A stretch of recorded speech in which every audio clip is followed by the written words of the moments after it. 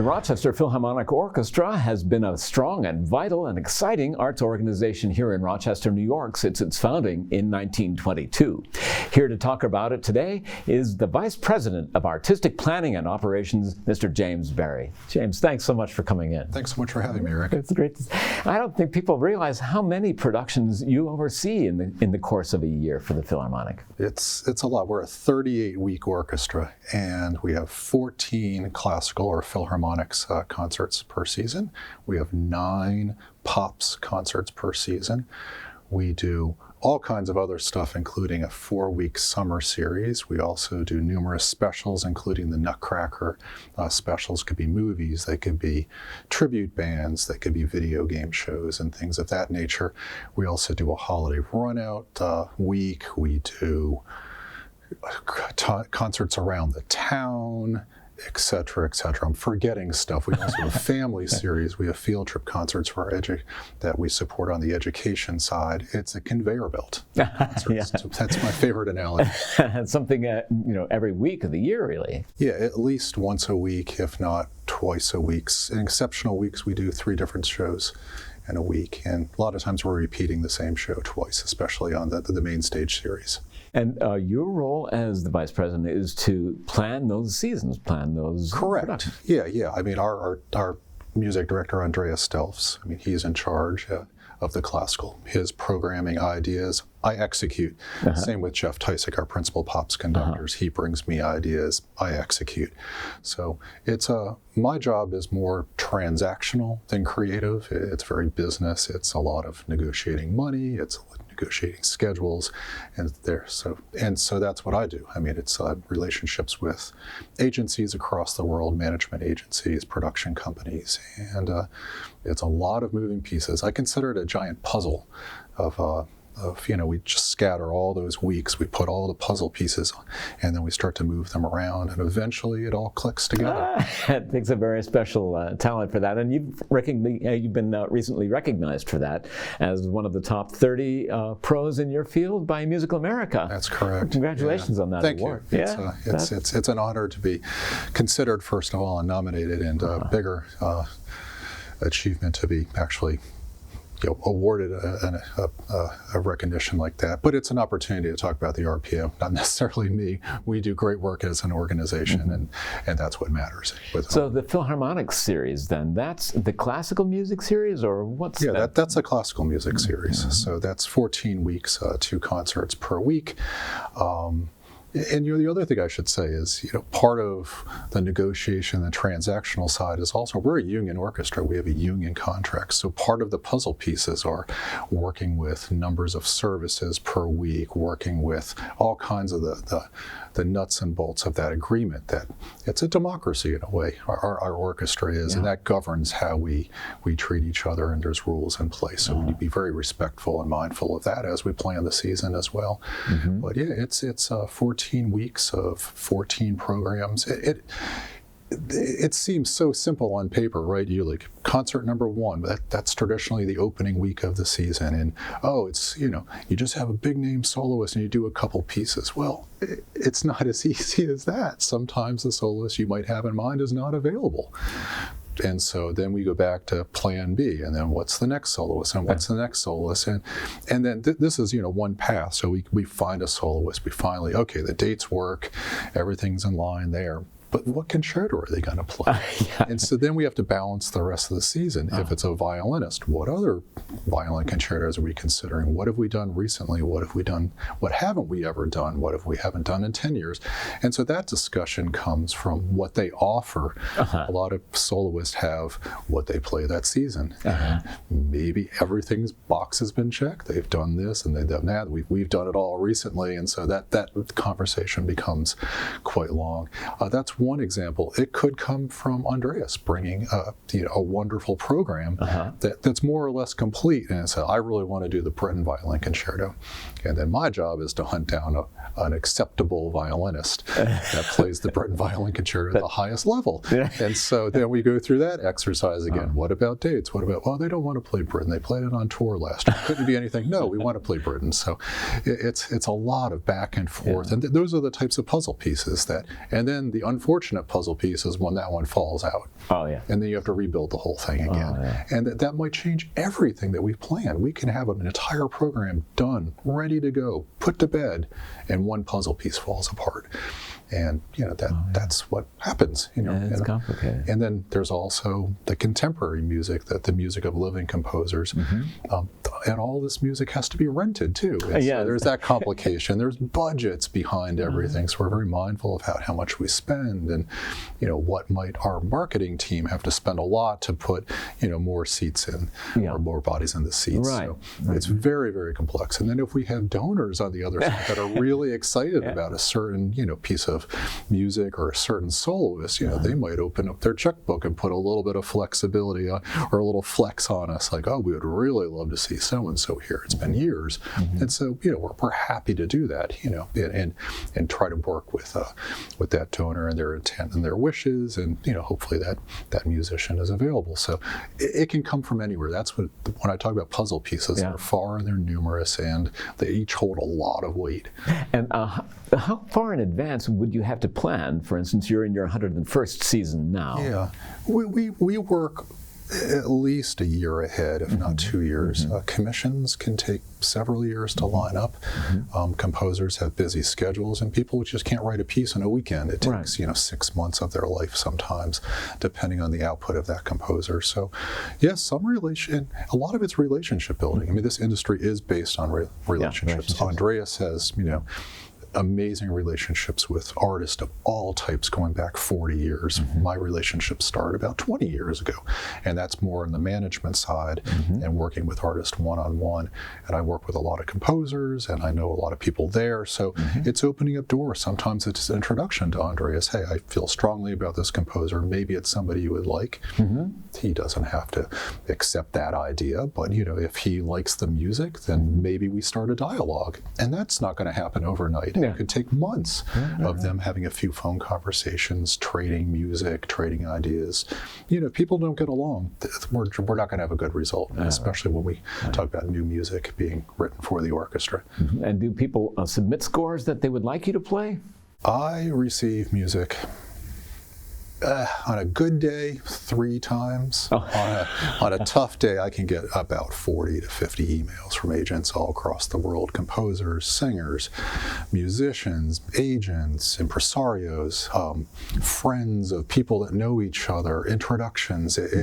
It's extremely challenging for me to keep up on all of that. It's too much, to be honest, and that's a struggle that many of my colleagues across the industry. There's a lot of business being sold, or they're selling people, they're selling soloists, and I only have awareness of a couple hundred people. There's a couple hundred people plus all around the world that would like to play with an orchestra. So really the strength comes from relationships I have with managers on the outside and soloists that I know, and that Andreas has on his side.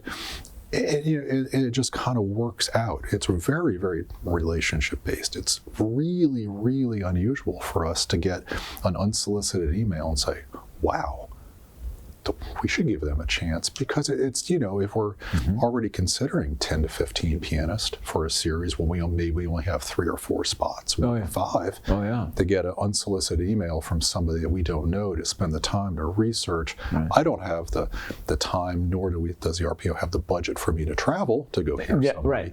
And that's a very important information. Then you want to get to know them, and so it's a relationship business. Yeah, it really is. Well, that's exciting. Now, about the Pops series, there are 14 Philharmonics typically in a season. And how many Pops concerts? You said 9 or so? 9, yeah. And the way the format is now is we usually do a movie. That's one of them, and we'll do that movie twice. And we've just come to the end of our Harry Potter run, which is 8 movies. And so now the question is, what do we do next? I see. Usually it's a big franchise brand type of movie. And so we'll think about that. Jeff, Jeff's a legend. Yes, he is. He's very unique in this business. He's a leader. He's the one that is responsible for a lot of what the contemporary Pops has. Pops is more or less nostalgia. It could be a band, it could be a theme, it could be a city like New Orleans, and that music. And Jeff and his daughter, Jamie Greenberg, have a production company, Greenberg Artist. It is the creme of the creme. It's the top of the top. When I sit with my colleagues and we talk about pops programming, which we do a lot, people will say, oh, that's not a Tysick chart. Oh, that's not a Greenberg production. And what we're so fortunate to have here in Rochester is that we get to debut so many of these new shows. Yeah. We're doing 2 this season. We do at least 1 or 2 every single season. And, Jeff gets there's a lot of pressure in delivering this show, getting it orchestrated, getting the arrangements up and running. There's lots of technical issues around, technical work around intellectual property and licensing and the rights. Because if you're dealing with popular music, it might not just be one songwriter. It might be multiple songwriters. Yeah. That means if it's a work that has not been orchestrated or arranged for orchestra, that those rights need to be sought after, and that could be 4, 5, 6, 7 different intellectual property holders that own copyright. So all of those have to sign on and agree, and that takes a lot of work. So that's the way those shows get developed. They create a set list, a playlist of songs. They start to work through, find out what's licensable, and then Jeff will spend the time to orchestrate and arrange those. And then it starts. Usually when we do a new show, we'll back up, we'll do a vocal rehearsal, with a piano vocal rehearsal.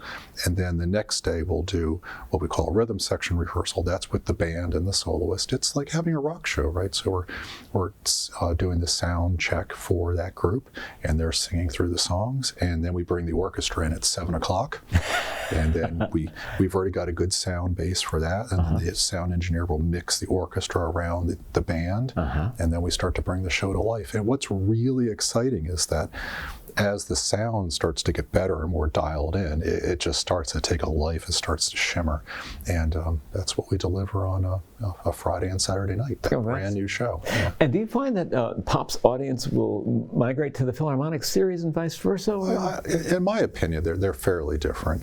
It's just a different segment of our community enjoys. I mean, there are people that like both. I like both equally. I like my background's in classical music, but I do love popular music as well, and it depends. It really depends on what it is. Maybe if it's if we're doing the music of Frank Sinatra, I mean, maybe people are going to hear classical the week around, but I don't know. I have never really looked at our marketing data, and I don't know if we have that type of data. But I think the series are fairly segregated in a way, but there definitely is crossover that for people that just love music. Sure, that's fascinating. So let's talk about the young audiences and young musicians. Now, the Philharmonic does quite a bit each year to cultivate that pool of talent and that audience too. Right, are you talking about the youth orchestra? Youth orchestra or Kidstra and some of the school visits? So I would be speaking on behalf of my colleague Barbara Brown, who's the Vice President of Education. That's her world, her domain. Okay. But I mean, the field trip concerts are that when we bring kids on school buses to Kodak Hall, it is one of the most amazing experiences. I mean, there is nothing will replicate 2,300 kids packed into Eastman Theater before the concert with trivia, and them all yelling at the top of their lungs when they get the questions right. And then the programming they deliver, there's always an educational component. The schools have been working on lesson plans, so the kids come very well informed about, say the lessons on dynamics, and they're doing, loud, soft, medium loud, and things like that. There's nothing else like it. It really is. It's just one of the most, dear things to my heart to see. And, what we hear from, young adults and people that come later, that was my first experience at Kodak Hall. That was my first introduction to the RPO, and it lives with them.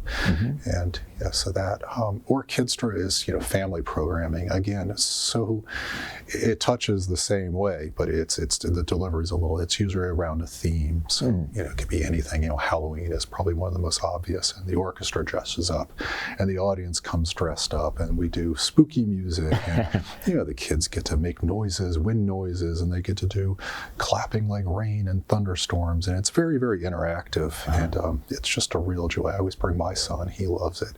Fantastic. So, And then there are school visits too. I mean, the musicians go to schools.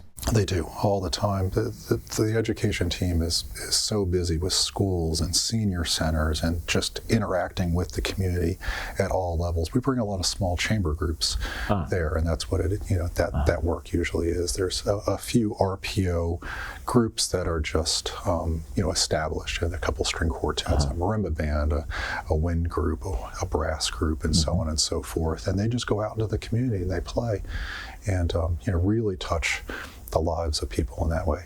That builds that distributive audience, that all counts. Absolutely, yeah. I mean, the main stage is not the only place we're interacting, ever. I mean, we perform at Hochstein, we perform in Nazareth, we're at Eastman Theater, we're at high schools. The summer concerts we touch out into the community as well. Our holiday run-out concerts are with all kinds of high schools. And then all the chamber groups, we just started a series at RIT. We're everywhere. We're really touching deep into the community. And could you say more about the 100 Acts of Giving Back? That was interesting. Yeah, that was just, a way of quantifying how much work the team does. Right. And so I'm unsure where that number came from. I think it maybe was aspirational, and they began to track that and found out that they're actually way beyond 100 acts. I remember that conversation in a meeting, and it was like 100 acts, and they started adding up, and then 50 became 70, and then I think they even got closer to 200 by the end of the centennial season when they delivered that. So, I mean, it's how do you create that awareness about how much we're in the community, and I think that's that branding, that tagline was very indicative of how much we are present. Yeah, and well exceeded 100 acts. Absolutely. And tell me about cultivating young artists now through Rock Music Collaborative or some of the young concerto winners and that sort of. I mean, the concerto winners are just fantastic. So there's an audition or a competition. With those things, and they have RPO musicians as judges. Again, I'm speaking out of turn a little bit. That's all right. And so, the young man that won this year, an exceptional musician, and at the ripe age of 17 is headed to a major conservatory to play, and that's the kind of talent that lives in this community, and that's because of music teachers, right? They're the ones that introduce and inspire young people to play, and they take these, whatever they end up doing. It doesn't have to be music. They could go into the business world with this still kind of discipline of learning an instrument. But some of these young winners are just phenomenally talented, and they could go on to be the next soloist in the industry. They could have a big career, and they would have got their start here, and things like that. Rock music touches a little bit differently. They're in the community, bringing kids together to play, giving them instruments to play. That's Rock Music Collaborative. They've been on this television show. Right. Absolutely. And that is basically urban youth education. It is. And then a lot of times they'll play with the RPO. We have an RPO side by side with them, and again, it's amazing music making at a very honest, deep level, and very, very moving. I agree. And now there's a youth orchestra here in Rochester. Are you connected with that as well? It's under our umbrella, and again, our education department runs it. So they have their own, education RPYO manager that runs that whole program, and then with support from the vice president there. And it's basically a mini corporation that sits underneath us. It has its own board. It's a own group of people that run it, and it's just amazing. I know that their cycle starts with a retreat where they all come together, they do rehearsals, they put on a short concert, and they just connect. It's a bonding type of event there, and then they have several concerts throughout the season. And I've attended a lot of the rehearsals, and it's something else. I've been around a lot of youth music in my life, and it's such great. Number one, it's skill building, but it's playing in an orchestra, playing music that's really meaningful to them, and it's also introducing them to music. And it's really done at the highest level. And Rochester has considering where we are, right. it's really well positioned nationally. And then they do a tour every couple of years. Amazing. Which, last year they went to Montreal and Boston, and I don't know where they have their sights on, but it's not unusual to go to Asia or go into Europe as well and do something like that for, a week. And what a life-changing event. Yeah. I mean, for any young person, right. that no matter what they do, it could be sports, but if they travel to somewhere to do what they do, it becomes part of their life. So where do you see orchestras going now? I mean, you must work with your colleagues nationally, and what challenges are there on the horizon for orchestras in general? Well, the challenge is, our audiences. People just don't attend as they used to, and there's a lot of ideas of why that is. That's a pretty big negative to me. I think what we can do is just be innovative and look forward, and that's where the RPO is really well positioned. To me, we're completely grounded in tradition, but at the same time, we're incredibly innovative, pushing forward. And I've been here. I started when Andreas Delf started, and I remember one of the early concerts that we did Kurt Weill's Three-Penny Opera Suite, which is one of my favorite pieces. Yeah. And he came to me and he said, well, let's have the orchestra, it's a chamber group, so it's a little bit smaller. Let's have them dressed in distressed bowler hats and some things. So we went to the ESM Opera and they helped us out. That's the Eastman School of Music. Yeah. And so that idea of like theater, it seems small, but no orchestra in America is having their musicians kind of dress in period garb to play Kurt Weill. And then, you take that to kind of the extreme when we partnered with Garth Vagan Dance to do new choreography to The Rite of Spring, Stravinsky's Rite of Spring. Stravinsky's Rite of Spring. And, what an amazing event. But to take it even further, we ended up doing a ping pong concerto by Andy Akiho beforehand. Like, what orchestra? There's 3 orchestras in the world that have done it, and we are one of them. Wow. And so it was at the Beijing Festival, the New York Philharmonic did it, and then Rochester did it. And we did a ping pong concerto. Who's ever done a ping pong concerto on the stage?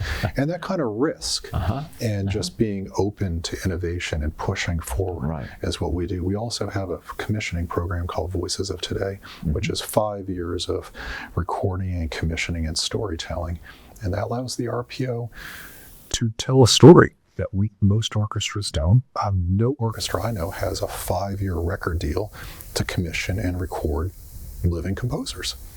And, the big orchestra can commission at will and record whatever they want, but we're committed to living composers.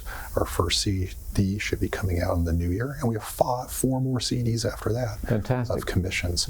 And the ability to be innovative in that space too. This art form's not dying, it's thriving.